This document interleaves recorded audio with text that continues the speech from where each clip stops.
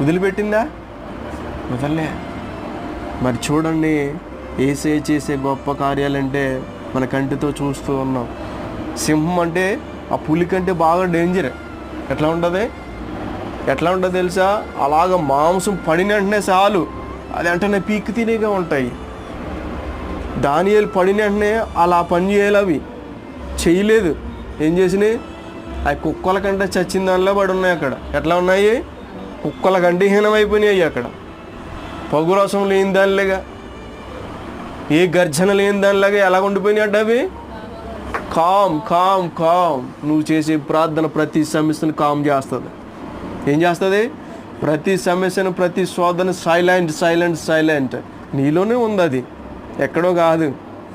నువ్వు చేసే ప్రార్థన ద్వారానే ప్రతిదాన్ని ఏం చేయొచ్చు? సైలెంట్ చేయొచ్చు. యేసయ్య నీ పట్ల కదలాలన్నా,